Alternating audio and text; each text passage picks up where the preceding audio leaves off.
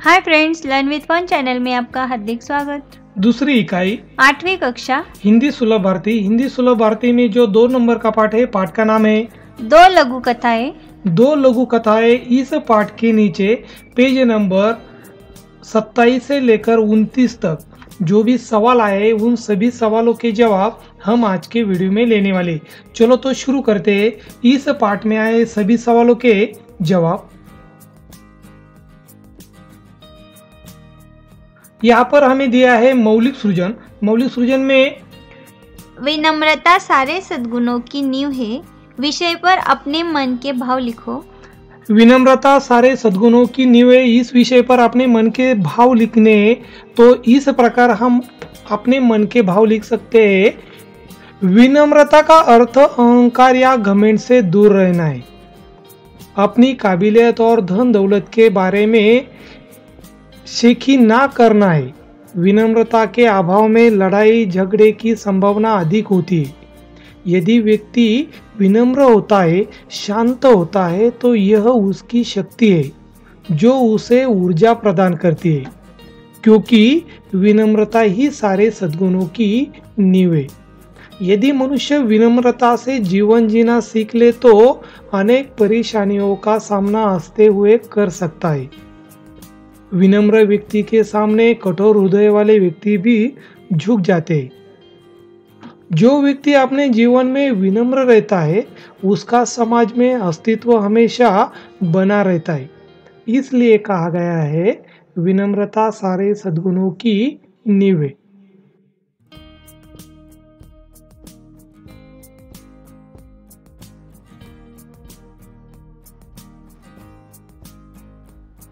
संभाषणीय। संभाषणीय में हमें दिया है इंद्रधनुष्य के 7 रंग रहे हमेशा संग संग। इस कथन के आधार पर कहानी बनाकर अपने सहपाठियों के सामने प्रस्तुत करो। तो हम इस प्रकार कहानी बना सकते हैं और अपने जो भी सहपाठी है उनके सामने ये कहानी प्रस्तुत कर सकते हैं।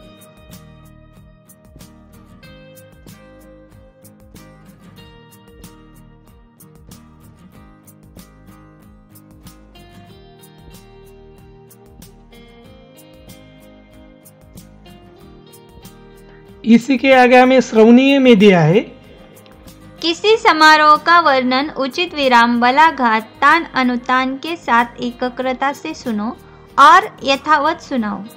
आपको किसी समारोह का वर्णन उचित विराम बलाघात तान अनुतान के साथ एकाग्रता से सुनना है और उसको अपने जो सहपाठी है उनको सुनाना है।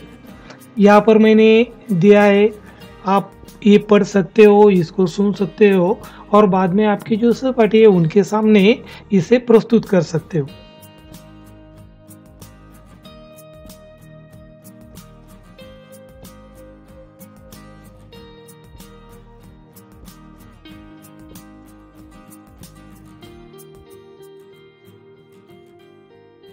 पठनीय। पठनीय में हमें श्रमनिष्ठा का महत्व बताने वाला कोई निबंध पढ़ो।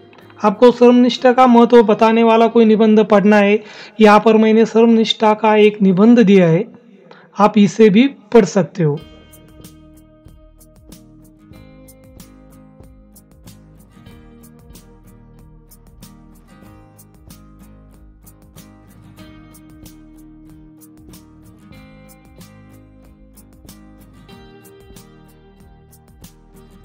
इसी के आगे हमें लेखनीय में दिया है किसी समारोह के मुख्य बिंदुओं एवं मुद्दों को पढ़ो, इनका पुनः स्मरण करके लिखो।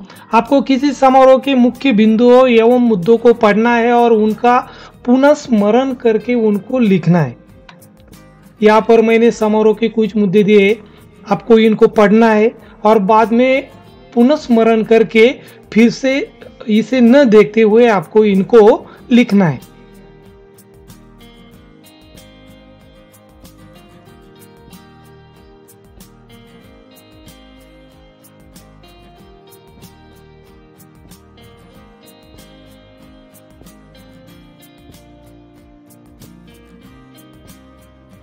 इसी के आगे हमें पेज नंबर 29 पर कुछ सवाल दिए हैं, तो उनके जवाब यहाँ पर हम देखने वाले हैं। यहाँ पर हमें सवाल दिया है सूचना के अनुसार कृतियाँ करो, उसमें 1 नंबर दिया है संजाल पूर्ण करो। संजाल पूर्ण करो में दांतों की विशेषताएं आपको बतानी है। तो इस सवाल का जो जवाब है, तो इस सवाल का जवाब जीभ का वर्चस्व इसी के नीचे यहाँ पर आया है। तो दांतों की विशेषता है, दांत पंक्तिबद्ध थे, एकजूट रहते थे, घनिष्ठ मित्र थे, दुस्साहसी थे। व्हिडिओ आवडला असेल तर लाईक या बटनावर क्लिक करा आणि तुमच्या मित्रमैत्रिणींना हा व्हिडिओ शेअर करा। चॅनलला सबस्क्राईब करा व नवीन व्हिडिओची नोटिफिकेशन मिळवण्यासाठी बेल आयकॉनला क्लिक करा आणि कमेंट बॉक्समध्ये तुमचे नाव व तुमच्या शाळेचे नाव कमेंट करा।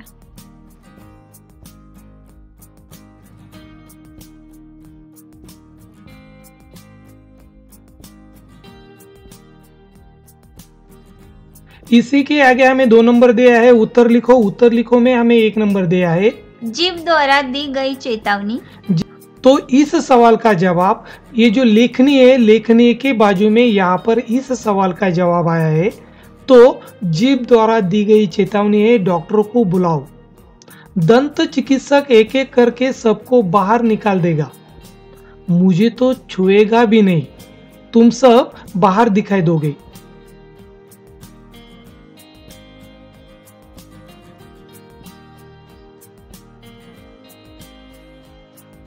इसी के नीचे हमें 2 नंबर दिया है पंक्तिबद्ध और एकजुट रहने के कारण दांतों में आया गलत परिवर्तन। तो दांतों में आया गलत परिवर्तन, वे गर्व में चूर हो गए और जीभ का अपमान करने लगे।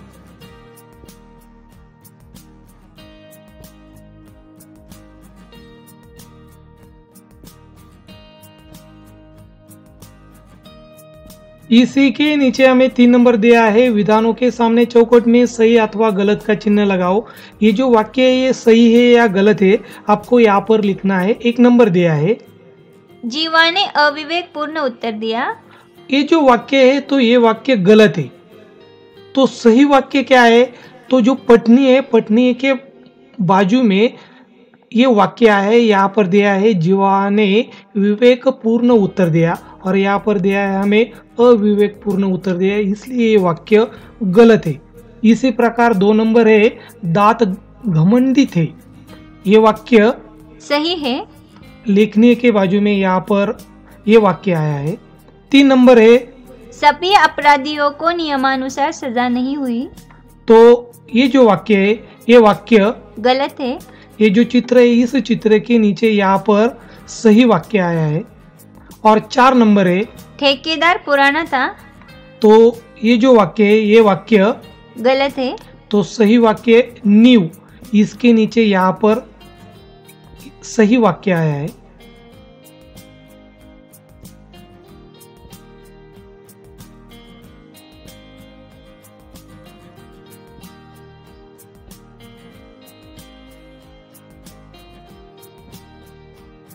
इसी के बाजू में हमें 4 नंबर का सवाल दिया है उचित जुड़िया मिलाओ।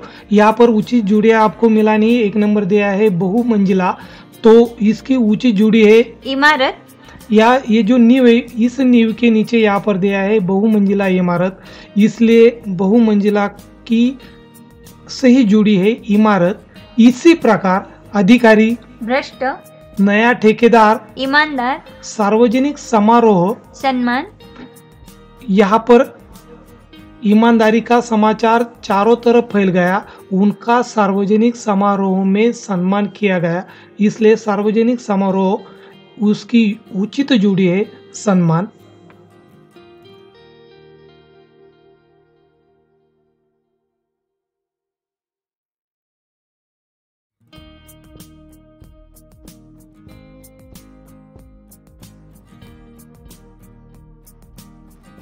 भाषा बिंदु, भाषा बिंदु में हमें निम्नलिखित शब्दों के आधार पर मुहावरे लिखकर उनका अपने वाक्यों में प्रयोग करो।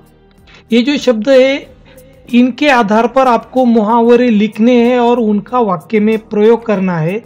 तो ईट, ईट से कौन सा मुहावरा है, ईट से ईट बजाना यानी कि सर्वनाश करना, और इस प्रकार हम वाक्य में उपयोग कर सकते। उसी प्रकार जान, जान से हाथ धोना, पानी पानी होना, खिचड़ी, अपनी खिचड़ी अलग पकाना, और इनका वाक्य में इस प्रकार से हम उपयोग कर सकते।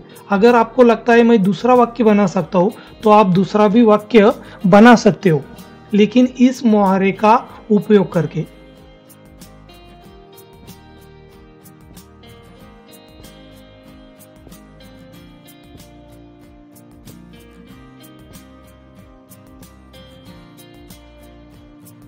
इसी के नीचे हमें उपयोजित लेखन दिया है। उपयोजित लेखन में जल के अपव्यय की रोकथाम संबंधी चित्रकला प्रदर्शनी का आकर्षक विज्ञापन तैयार करो। आपको विज्ञापन तैयार करना है जल के अपव्यय की रोकथाम इस पर। तो इस प्रकार, ये मुझे इंटरनेट पे मिला, हम इस प्रकार का विज्ञापन तैयार कर सकते हैं।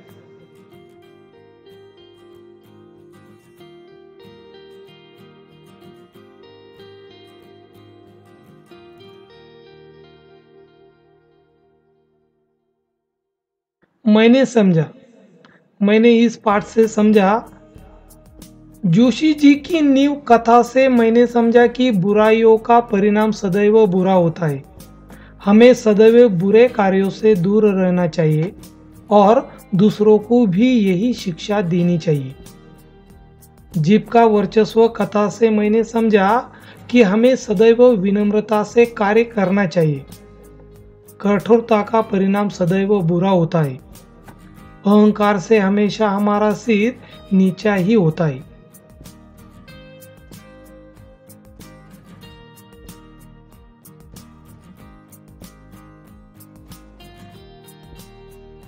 स्वयं अध्ययन में हमें किसी ग्रामीण और शहरी व्यक्ति की दिनचर्या की तुलनात्मक जानकारी प्राप्त करके आपस में चर्चा करो।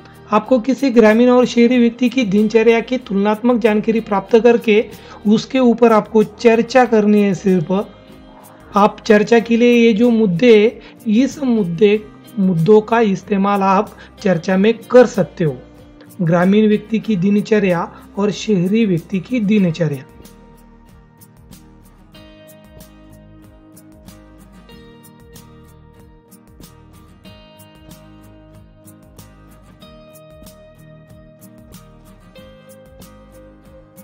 चलो तो दोस्तों, मिलते हैं अगले स्वाध्याय में। तब तक बाय, टेक केअर।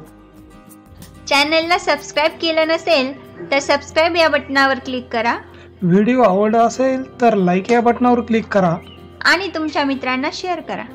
चला तर विद्यार्थी मित्रांनो, भेटूया पुढच्या स्वाध्यायामध्ये। तोपर्यंत बाय, टेक केअर।